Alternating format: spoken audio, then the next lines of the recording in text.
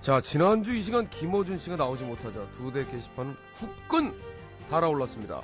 처음에는 안 나오는 이유가 뭐냐는 단순한 궁금증에서 시작하더니 급기야 김어준 씨의 아슬아슬한 멘트가 문제된 거냐, 특유의 도발적인 발언이 원인이냐, 온갖 추측과 궁금증과 음모론이 난무했지만 결론은 무척 싱겁습니다. 그 어떤 이유도 아니고 그냥 김어준 씨가 아팠답니다. 자, 안 아플 것 같이 생긴 분이 아프다고 하니까 믿기질 않았던 모양인데 그냥 뭐 혼자 끙끙 앓으셨다는데요.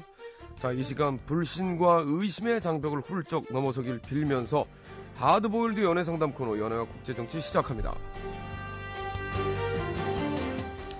처음 이분이 이 시간에 함께 할 때에는 게스트가 문제 있다, 제작진은 좀 심한 회의 좀 해라, 그렇게 반대 의견이 많았는데 지난주에 이분이 빠지니까 보고 싶다 그립다 난리가 났네요. 또 다른 인간 승리를 펼쳐 보여주신 주인공 딴지 일보 김어준 총수 나오셨네요. 안녕하십니까. 안녕하십니까. 네. 네. 박수가, 야, 이거 뭐 한 주 빠질 만한데요? 이럴 줄 알았어요, 제가. 아니 근데 진짜로 몸이 안 좋으셨던. 한 10년에 한 번 있을까 말까 일인데 몸살 감기가 갑자기 와가지고. 네. 근데 자주 안 아프신 분들은 네. 한 번 앓으시면 되게 심하게 앓으시나 봐요. 열도 굉장히 심하고 웬만하면 나왔을 텐데, 왜냐면 제가 예. 그 게시판에 저를 싫어하시는 분들 있잖아요. 예. 그분들한테 다시 예. 방송에서 예. 그분들을 야구롭게 만들고 또 게시판에 와서 욕을 하게 만들어야 될 텐데. 예. 어쨌든 뭐 청취자분들의 모든 어떤 사연이나 이런 건 다 저는 뭐 제 경험상 굉장히 좋은 프로그램을 만들기 위한 사연이라고 생각합니다. 저는. 왜냐면 제가 겪은 바로는 그런 고통, 또 이렇게 자꾸 이렇게 뭔가 진짜 딴지일보처럼 딴지를 거시는 분들 때문에라도 뭔가 더 저는 열심히 하려고 하는 것 같아요. 저는 개선되진 않아요. 알겠습니다. 개선되진 않는다는 점. 저는 개선됩니다, 여러분들. 김어준 씨는 개선이 안 되는 걸로 밝혀졌고요. 자, 인천 부평구 십정 1동의 K씨 사연 먼저 한번 보겠습니다. 자, 남자는 사랑해도 자신의 일이나 경제적인 이유로 헤어질 수 있나요? 그렇게 헤어질 수 있다는 것 자체가 사랑이 변한 걸까요? 아니면 정말 결혼을 생각할 만큼 사랑해도 여자에게 못 해줄 것 같음 헤어질 수 있나요? 짧은 사연인데요. 예. 요런 사연도 꽤 많이 있는 사연입니다. 그러니까 보통 이럴 때 남자들이 하는 말이 사랑하니까 헤어진다 이거거든요. 결론부터 말씀드리자면 엄밀하게 말해서 거짓말이죠. 이건 거짓말이다. 그런데 왜 그냥 거짓말이 아니고 엄밀하게 말해서 거짓말이냐? 네. 그걸 제가 좀 설명을 드려볼게요. 예. 남자가 이제 결혼하자고 할 때가 됐는데, 네. 혹은 결혼하자는 소리를 했는데, 네네. 뭔가 이제 자리를 먼저 잡고, 네. 뭐 돈을 좀 모으고, 요게 된 다음에, 그다음에 요런 식으로 이제 결혼을 미루는 건 사실 꼭 핑계만은 아니에요. 꼭 핑계만은 아니고, 여기서 잠깐 이제 우리가 사바나로 한번, 오랜만에 다시 한번 가보자고요. 정말 오랜만인데요? 네. 사바나로? 그 시절에 이제 일부 일처제가 왜 생겼냐? 네. 이렇게 한번 생각해 보면, 원래 이제 수컷들은 최대한 씨를 많이 뿌리자, 주의자고, 또 그 시절에 암컷, 네. 부를 수 있죠, 그때는. 네. 들은 최대한 좋은 종자를 골라내자. 이게 본능이에요, 각자. 가장 많이, 혹은 이쪽에서는 가장 좋은 걸. 완전히 전력이 다르죠. 그렇죠. 그런데 이제 그 시절에 남자들이 먹튀면, 네. 남은 여자들의 입장에서는 임신했는데 몸이 불편해서 먹이를 구하기도 힘들고, 그렇죠, 당연히. 네. 또 아이를 기르기도 힘들고 대단히 위험한 지경에 이릅니다. 그래서 묶어둘 제도가 필요했죠. 예. 그게 이제 결혼인 건데. 남자도 근데 결혼이 필요했어요. 생각을 해보자고요. 사냥도 잘하고 힘도 세고 강하고 빠르고 그런 수컷들이 다 여자들을 차지해버렸다. 네. 그러면 대다수를 차지한 평범한 남자들은 어떡하라고. 그렇죠? 뛰어난 남자들이 다 여자를 차지하고. 그래서 사실은 세계 평화를 위해서 한 사람당 한 명만 제도가 합의가 된 겁니다. 그게 결혼이에요. 결혼이라는 게 뭐 대단한 게 아니라 남자도 여자도 각자의 이유로 그게 필요했던 거거든요. 그래서 합의가 이루어져서 제도화 됐어요. 너랑 나랑만 서로 그렇죠. 도와주고 살자. 남자도 그게 필요했고 예. 여자도 그게 필요했던 거죠. 예. 서로 합의를 한 건데 근데 그러다 보니까 이 남자들은 예. 그 시절부터 결혼을 말하면 가장 머리에 먼저 떠오르는 게 뭐냐면 내가 나의 배우자를 혹은 그 아이들을 부양할 능력이 있는가. 그러니까 내가 다른 수컷들과 경쟁해서 오늘도 이겨서 오늘 저녁에 그 식량을 가지고 식탁으로 돌아갈 능력이 내게 있는가. 이걸 본능적으로 따지게 돼 있어요. 그건 그 시절부터 그렇고 지금부터 그래요. 지금까지도 그래요. 그렇죠. 아무래도 사람이 많이 살다 보니까. 예. 그렇죠. 그래서 가장 결혼이라는 얘기를 하면 남자가 가장 먼저 생각하는 건 내가 그런 부양 능력이 있느냐, 내 힘과 내 경험으로 다른 수컷과 경쟁해서 이길 수 있느냐, 예. 이걸 본능적으로 떠올린다고요. 예. 그러니까 결혼이라는 얘기가 나왔을 때 부담이 되는군요, 남자들. 그렇죠. 아직은 어리면 어릴수록 예. 내가 경험도 좀 부족하고 예. 쌓아놓은 자산도 없고 예. 다른 사냥꾼들에 비해서 내가 부족한 것 같고 그러다 보니까 무섭고 두렵고 결혼을 본능적으로 미루게 돼 있어요. 사실은 여기 지금까지 들은 거는 거짓말이 아닌데요. 그럼. 거기까지는 거짓말이 아니죠. 예. 그래서 먼저 자리를 잡고 네. 이런 얘기들은 아주 부잣집 아들로 태어났다거나 예. 아니면 아주 출중한 능력이 있어서 예. 어린 나이에 성공한 사람들. 성공했다거나 예. 그러지 않으면 누구나 먼저 이런 말을 하는 것까지는 사실은 핑계가 아니다. 예. 그거는 본능적인 두려움이다. 저도 그랬던 것 같은데. 저도. 그렇죠. 당연히 그래요. 그래서 여기서 요 대목까지 여자들이 실망할 필요는 없어요. 네. 그런데 예. 그렇기 때문에 헤어지자. 아. 그렇기 때문에 헤어지는데 그 이유가 내가 너를 너무 사랑해서다. 너를 고생시키고 싶지 않아서다. 그렇죠. 거기서부터는 좋은 남자한테 가길 원한다. 그렇죠. 그런 얘기를 많이 합니다. 거기서부터는 거짓말이다. 거짓말이다. 이게 헤어지자고 하면 거짓말이구나. 그렇죠. 이게 뭐냐면 조금 미루어서 그러면 언제까지 해서 우리가 그때는 그렇죠. 결혼하자. 요건 괜찮은 건데. 거기까지는 괜찮은데 그러니까 헤어지자. 요거는 뭐냐면 내가 이제 자격이 모자란다는 사실. 예. 그로 인해서 상처를 받기 싫은 거예요. 상처를 받기 싫고 그러니까 어떻게 할 수 없는 상황이 오기 전에 그나마 남은 자존심을 챙겨서 주섬주섬 챙겨서 잽싸게 맵시 있게 도망가기 위한 핑계다. 그러니까 튀려고 그러는군요. 그러니까 결혼을 감당하려고 하니까 갑자기 무섭고 부담스럽고 자신이 없는 거예요. 그래서 내 못난 실체가 드러나기 전에 도망가는 이유를 만들어내는 거죠. 난 널 너무 사랑하기 때문에 너는 더 좋은 대우를 받아 마땅하기 때문에 네. 그래서 나보다 더 좋은 사람을 만나. 이런 식의 논리가 나오는 건데 이걸 전문 용어로 소설 쓰고 자빠졌다. 사랑하니까 헤어진다. 이런 건 예를 들어서 특이 체질. 예를 들어서 키스할 때 청산가리가 나온다든가. 예. 포옹을 하면 배꼽에 독침이 튀어나간다든가. 아니면 사랑하면 다 총살시켜. 이런 나라다든가. 예. 그러면은 핑계가 아니죠. 입에서 청산가리가 나오지 않는 한. 예. 이거는 이제 사랑하기 때문에 헤어지는 게 아니라 사랑이란 핑계를 대면 그나마 내가 못났다는 사실을 들키지 않고 좀 상대를 더 배려해서 그렇죠. 멋있게 빠질 수 있는. 그렇죠. 헤어지는 것처럼 보이고 욕먹지 않고 도망갈 수 있지 않겠나 하는 얄팍한 수작. 비겁한데요? 비겁하고 얄팍한 수작이나 사실은 전 세계 수많은 남성들이 이걸 써먹나요? 써먹죠. 우리나라뿐만이 아닙니다. 그거는 오늘날만 아니고 동서고금할 거 없이 오랜 세월 남자들이 도망갈 때 내가 널 더 사랑해서 너무나 사랑하기 때문에 넌 더 좋은 대우를 받을 자격이 있는 여자야. 그렇게 말하고 또 떠난 다음에 다른 여자를 만나죠. 참. 그렇기 때문에 그 맥락에서 엄밀히 말해서 거짓말이라고 합니다.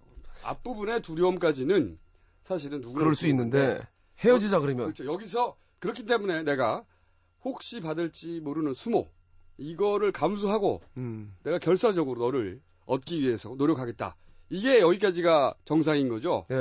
그런다고 해서 반드시 성공하고 결혼하는 건 아니지만 그런 자세가 사실은 사랑의 이름에 걸맞는 건데 그게 멋있는데 그러면 남자가. 그렇죠. 그렇게 성공하는 경우는 별로 드물어요. 왜냐하면 언제나 더 능숙한 사냥꾼이 있거든요. 자기보다 더 나이 많고. 예, 그러니까 예. 결혼이라는 건 사실 몇 년 이상 늦추면 하기 힘들어집니다.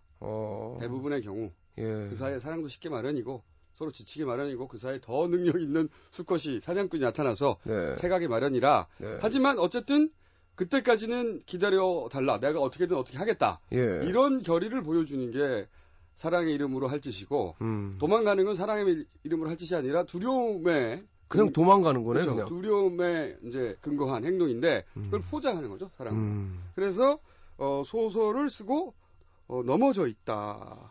라는 표현으로 할 수 있겠다. 네. 넘어져 있다라는 표현을 할 수 있겠고 예. 그리고 그런 남자는 보내주는 게 맞아요. 왜냐하면 잡아놔봤자 소용이 없잖아요. 그 사람이 당신을 사랑한 건 맞아요. 그런데 사랑을 했었으나 그로 인한 두려움을 감당할 만한 남자는 못 됐던 겁니다. 그렇기 때문에 그 정도의 남자라면 사랑했었다는 사실만 받아들이고 네. 보내주는 게 맞다. 뭐 그 남자가 정말 나를 사랑했을까? 이것이 진짜 사랑의 이름으로 나한테 떠나라고 하는 걸까? 이런 고민할 필요 없어요. 그냥 보내줘라. 네, 사랑했었으나 예. 이 남자가 그로 인해서 앞으로 닥치게 될 두려움을 예. 감당하자니 무섭다. 그래서 이런 핑계를 대는 게 맞는 거다. 네. 뭐 청산가리가 나올 수는 있긴 하나 네. 굉장히 극히 드물죠. 예. 전 세계적으로 학계에 보고된 예가 없습니다. 없습니다. 드문 게 아니고 없죠. 네. 예, 알겠습니다. 자, 남자가 이렇게 또 이 비겁하게 또 떠나는 모습을 또 신랄하게 밝혀주신 김어준 씨. 남자지만 예, 남자로서 감사드리네요. 어쩔 수 없습니다. 사실이기 때문에. 예. 네. 청산가리가 나오신 정말 남자들이 좋아할 만한 얘기는 한 번도 안 해주시는군요. 알겠습니다. 자, 여기서 노래 한 곡 듣고 가도록 하죠. 듀스의 노래입니다. 사랑, 두려움. 자, 듀스의 사랑, 두려움 들으셨습니다. 남자들의 그 비겁하고 비굴한 핑계, 자기 자존심을 조금이라도 챙기려고 하는 그렇죠. 그 모습을 신랄하게 또 김어준 씨가. 주섬주섬 챙긴다고 하죠. 자, 주섬주섬. 네. 아주 그냥 찌질한데요? 네, 찌질하죠. 자, 다음 사연 한번 읽어보도록 하겠습니다. 인천 남동구 9월 이동의 K씨. 결혼 1년차 새댁입니다. 결혼 전에 분가시켜준다던 얘기와는 달리 시부모님하고 함께 살고 있는데요. 궁금한 건 제 권리와 의무, 시댁에서의 역할 문제인데요. 어머니가 살림을 하신다는 이유로 신랑 월급을 저한테 맡기지 않습니다. 어머니가 지금까지도 신랑의 속옷과 양말, 화장품을 사다 주시죠. 제가 쓰는 돈은 제가 따로 내고요.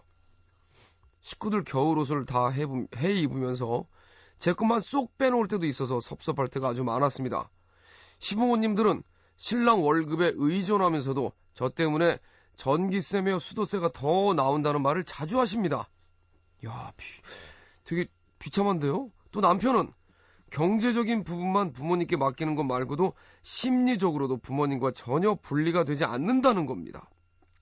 신랑은 효자 아들이라 이런 상황을 전혀 바꿀 생각이 없는데 남편과 사위 역할은 거의 하지 않으면서 제게 훌륭한 며느리 역할만 강요하고 있습니다. 전 이 상황이 부당하다고 생각하는데 이 상황을 받아들이고 그냥 살아가야 하는지 정말 모르겠네요 하면서 인천 남동구의 9월 이동 K씨 사연입니다. 비참한데요? 이거 굉장히 화나는 사연이에요. 사실 네. 정말 화나는 사연이고 이게 제가 약간 줄여서 지금 한 건데 네. 디테일은 더 심각해요 보니까. 결론부터 또 먼저 말씀을 드리자면 네. 가장 이제 현명한 대처가 뭐냐 이렇게 네. 물어보셨는데 가장 현명한 대처는 이혼이다. 제가 이제 이런 말을 하면 흔히 상담할 때 이혼 얘기를 하면 굉장히 무책임하다고 생각을 하고 그리고 어떻게든 이렇게 저렇게 참고 살아라 이런 상담들이 많아요. 저는 단호하게. 그렇죠. 그 사람 인생 대신 살아줄 것도 아니면서 네. 자기가 상담하는 사람이 나쁜 사람이 되는 것 같아서 그냥 참고 살라고 하는 조언이야말로 좀 무책임하다고 생각해요. 그거야말로 어떤 결혼은 이혼하는 게 더 옳은 것도 있어요. 근데 그렇죠. 예. 그럴 수 있죠. 물론 제가 뭐 이분한테 하라고 한 데서 하는 거고 말라고 해서 말라고 하는 일은 아니겠지만 예. 적어도 제 동생이 뭐 누나가 네. 이런데 저한테 물어본다면 저는 당연히 이혼하라고 하겠어요. 그 이유를 지금부터 말씀드려보자면 우선 이제 몇 가지로 나눌 수가 있는데 결혼이라는 게 뭐냐? 여기서부터 출발해보자면 결혼이라는 건 서로 다른 두 성인이 하나의 독립된 가족을 새로 만드는 거죠. 예, 그렇죠. 새로 만드는 겁니다. 새로운 가정을 꾸리는 거죠. 그렇죠. 근데 남자의 가족에 인수합병되는 게 아니에요. 네. 독립된 하나의 새로운 가족을 만드는 거지. 그렇죠. 그렇죠. 그런데 이 남자의 가족은 제가 읽은 사연으로는 다 사실이라면 며느리를 일종의 부속물로 여겨요. 부속물로. 그냥 일하는 사람으로 하나 그렇죠. 준 것 같은 느낌이 딱 드는데요. 옷을 사 입어도 자기들끼리만 사 입는다. 그러니까 이거 말이 안 되는데. 이게 며느리가 아니고 식모죠, 식모. 그러니까. 아니 식모보다 더 못한 게 식모는 최소한 월급이라도 주지. 예. 이 경우에는 돈도 안 줘요. 돈도 안 주고 좋은 건 자기들끼리 다 하고. 네. 그리고 결정도 자기들끼리 다 하고 통보만 하고. 예. 외출도 허락을 받아야 되고. 네. 모습이죠. 너무 하는 것 같아요. 모습이에요. 사연 보니까. 가족으로 쳐주지 않는 거예요, 사실은. 이거는 보수적이다. 혹은 뭐 좀 전통적인 집안이다. 이런 거하고도 무관해요. 조선시대는 며느리는 이제 출가 외인이라고. 너는 이제 우리 집 식구야. 이렇게 말했죠. 예. 근데 여기서는 이 집 식구로 쳐주지도 않아요. 집안, 여기는 읽은 데는 안 나왔지만 원 질문을 보면 집안 일은 또 자기가 다 한다고 하거든요. 돈도 안 주고. 그리고 또 그 원 사연을 보면. 남편이 밖에 나가서 돈을 쓰면 자기 것만 낸대요, 남편이. 이게 무슨 용어입니까, 이게? 이게 무슨, 진짜 결혼이 아닌데, 이거는? 결혼이 아니죠. 이거는 자기들끼리 살아야 되는 가족이에요, 이건. 제가 보기에는. 이 가족군. 예. 두 번째로는. 최악인데요. 이 남편의 경우에. 제가 보기에는, 남편이 어른의 자격이 없다. 그러니까 어른이라는 게 이제 뭐냐, 이 얘기부터 해야 될 것 같은데. 네.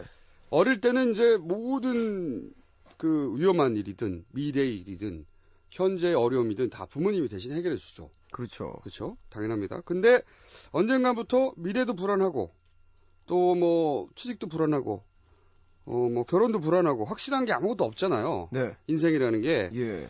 삶이 그렇게 이제 불안하고 불안정하단 말이에요. 불확실하고 그럼에도 불구하고 이걸 내가 직접 이 삶의 불확실성과 상대하겠다. 예. 이렇게 마음먹는 순간 어른이 되는 거예요. 예. 나이와 무관하게. 예. 그때부터 나이가 15이든 35이든 그렇죠. 이 삶에는 맞습니다. 의례, 따르기 마련은 불확실성. 이걸 내가 이제는 감당해내겠다. 직접 감당하겠다. 그 어른인데. 그때부터 어른입니다. 예. 그런데 이분은 전혀 아닌데요. 그렇죠. 어른이 되어야 할 순간을 영원히 미루는 거예요. 영원히 미루고 어른이 되어서 누군가가 되어야 되는데 누군가가 되는 게 아니고 누군가의 아들로 그냥 평생 사는 겁니다. 그렇기 때문에 30대 중반인데도 결혼을 했는데도 월급 통장을 다 부모한테 맡기는 거죠. 예. 그리고 아내한테는 돈 한 푼도 안 주고. 예. 이거는 이제 월급만 맡긴 게 아니고 사실은 자기 삶을 다 맡긴 거예요. 자기 삶을 부모님한테 위탁한 겁니다. 그러니까 부모라는 타가소에 자기를 맡긴 거예요. 아직도 기저귀 차고 있는 거하고 똑같은 겁니다, 이건. 사실. 이게 이제 비유가 아니라 정말로 그렇다. 정신적으로. 정신적 기저귀를 차고 있다. 예, 이런 집안이 굉장히 의외로 또 많은 것 같더라고요. 의외로 많아요. 그리고 이럴 경우는 대부분 남자의 가족이 그렇습니다. 남자가 무슨 유세야? 그러니까. 제 최측근 분 중에 정말 최측근. 네. 이래서 이혼하신 분이 계시거든요. 더 무서운 것은 뭐냐면 이거를 효도라고 생각한다는 겁니다. 그리고 이걸 효자라고 생각한다는 거예요. 그러니까 이제 부모님한테 돈을 월급 다 맡기고 35세. 그리고 아내한테 용돈도 안 주고 아내는 뭐 예를 들어 밖에 나가 돈을 쓰면 남편이 자기 것만 내고 가버리고 어느 사연에는 있어요. 그게. 그러면서 이제 그게 거기 불만을 얘기하면 결혼 지참금 쓰라고 여기 사연에 있었어요. 제가 읽어보니까. 결혼을 왜 해, 그럼? 그러니까요. 그 남자는. 엄마하고 그냥 평생 살지. 동의하는 바입니다. 네. 결혼은 어른이 하는 거지, 나이 먹었다고 하는 게 아니에요. 그러니까 저는 이분이 결혼 자격이 없다. 이 남자가. 이혼하는 게 낫겠다는 얘기네요. 몸은 다 컸는데 정신은 아직 어린아이인 효도가 아니라 그렇게 인생을 부모한테 여전히 위탁한 채 살고 있는 효도가 아닌 성장 지체. 이 남자가 바뀔 그건 전혀 뭐 여지가 전혀 없나요? 없다고 봅니다. 저는 35세 아직도 이루고 있다면 보통은 이제 남자들이 결혼하는 순간 그리고 아이를 낳는 순간 크게 나눠보자면 뭐 군대를 가는 순간 몇 가지 변곡점이 있죠. 그럴 때 남자들 확확 변하게 되어 있어요. 그중에 가장 큰 변화가 결혼에서 오죠. 내가 이 여자를 책임져야 되고 한 가정의 가장이 되었고 이런 책임들 확 옵니다.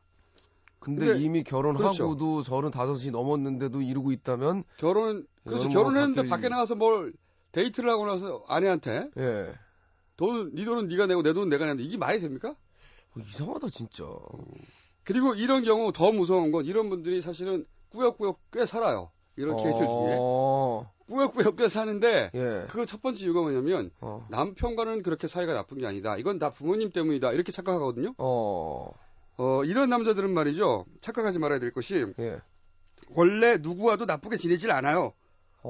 그냥. 네. 이런 남자들은 진짜 그런 것 같아. 눈치를 보고 걱정을 하고 기분을 맞춰주는데 굉장히 익숙한 사람들입니다. 되게 착해 보여요. 그러니까 이 남자들이 자신의 와이프에게 부모가 없을 때는 나쁘게 하지 않아요. 그러니까 우리 사이는 문제가 없는데 이거 다 부모님 때문이다 이렇게 착각하곤 하거든요. 그런 상황 자체를 유지하고 있는 게 남편인 겁니다. 이 상황을 돌파할 유일한 사람이 남편인데 그걸 안 하고 있으니까 그러니까 효도라는 착각도 하지 말아야 되고 우리 사이에 나쁘지 않다는 착각도 하지 말아야 되는 거예요. 이 상황을 만들어낸 거대한 축이에요. 부모님 못지않은. 그리고 분명하게 알아야 될 것은 남편은 지금 아내 편이 아니에요. 100% 엄마 편입니다. 진짜 그야말로 마마보이네요. 전형적이죠. 그리고 여자분은 지금 내가 결혼 생활을 하고 있다고 착각하는 수가 있는데 결혼 생활을 하는 게 아닙니다. 이거는 그냥 남자 집에 가서 모순살이를 하는 거예요. 일하는구나, 일. 일하고. 일도 자기가 다 한다고 사연에 써있던데. 어떻게 이럴 수가 있을까요? 그러므로 제 생각엔 그래요. 결혼을 왜 했을까요, 진짜? 결혼은 나이가 들어서 엄마가 하라니까 한 거예요.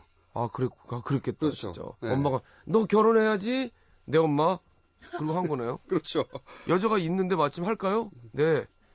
이런 바보 같은 경우가. 그렇죠. 그러니까 제가 보기엔 이렇습니다. 남편이 이제 어른이 된 만큼 자산 관리는 제가 하겠습니다. 그리고 뭐 어머님한테 용돈을 따로 드릴게요. 그리고 앞으로는 모든 일에 허락을 받는 게 아니라 제가 필요하면 의논을 드릴게요. 그리고 이제 분가를 하겠습니다. 이렇게 남편이 직접 다른 사람도 아니고 남편 입으로 직접 부모님한테 얘기했어야 되는데 하지 않는다면 저는 이혼하는 게 맞다고 봅니다. 이 상황은 개선되지 않아요.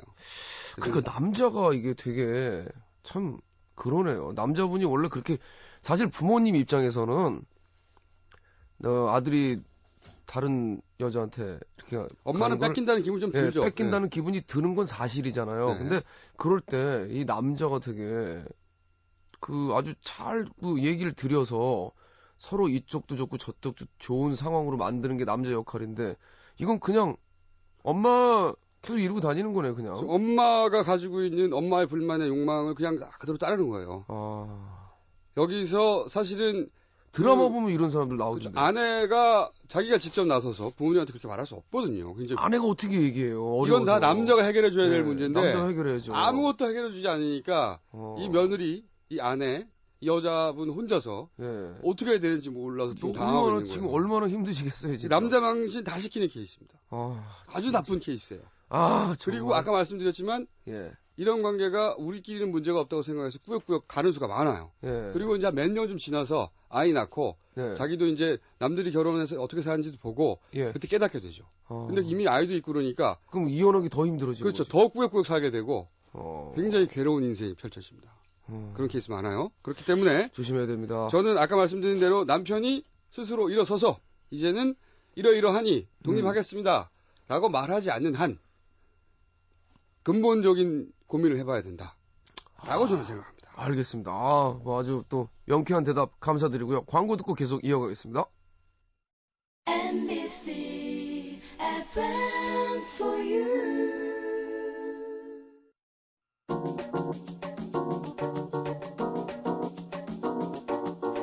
2시의 데이트. 노래 하나 듣고 이거 뭐 제목이 어른 아이네요. 그것도 과하고요. 예. 깐나네요, 깐나네. 신생아? 네, 엄마 찌찌 아직도 먹고 있는 거예요. 정말 정신적으로 엄마하고 분리가 전혀 안 된 상태인 거예요. 문제가 있습니다, 진짜. 큰 문제가 있죠. 예. 이런 사람들이 요즘은 점점 더 늘어나요. 아까도 왜 말씀드렸지만 늘어나죠? 유약한 거죠, 사실은. 그 이야기는 그것대로 굉장히 긴 이야기인데 길죠? 우리나라 교육이 굉장히 문제 있는 거예요. 특히 엄마들이 아들을 그러니까 이렇게 생각하셔야 되는데 뉘앙스를 잘 캐치하셔야 되는데 아들은 엄마의 남자예요. 애인은 아니지만 남편도 아니지만 예. 아들은 엄마의 남자예요. 그래서 그걸 끌어내지 못하고 엄마가 붙들고 있는데 사실은 모든 부모가 어느 순간 자식도 엄마 곁을 떠나야 되지만 엄마도 역시 자식 곁을 떠나야 되거든요. 그렇죠. 그걸 못하는 엄마도 있고 예. 그리고 그걸 못하는 아들도 있는 것이 이렇게 결과가 지어지는 건데 아주 심한 케이스죠. 그 얘기는 또 다음 기회에. 그러니까 도대체 왜 그런 남자들이 자꾸 양산되고 있느냐. 평상시 사회생활 할 때 별 문제 없어 보여요. 착해 보이고 그리고 외모하고도 상관없어요. 우락부락하게 생긴 남자들이 이런 남자들이 있어요. 네. 지금 이 얘기를 들으면서 저희 부모님을 생각해 보니까 제가 참 부모님께 정말 감사를 드려야겠다는 생각이 갑자기 많이 드네요. 저희 부모님은 결혼과 동시에 정말 깔끔하게 저를 잊으시던데 깔끔하게. 근데 이제 이해하시는 것 같아요. 그러니까 일부러 이제 또 아쉽고 이런 점도 있는데 그냥 그걸 좀 이해해 주시는 점이 갑자기 저는 뭐 너무 고맙게 느껴져요. 어른스러운 어른인 거죠.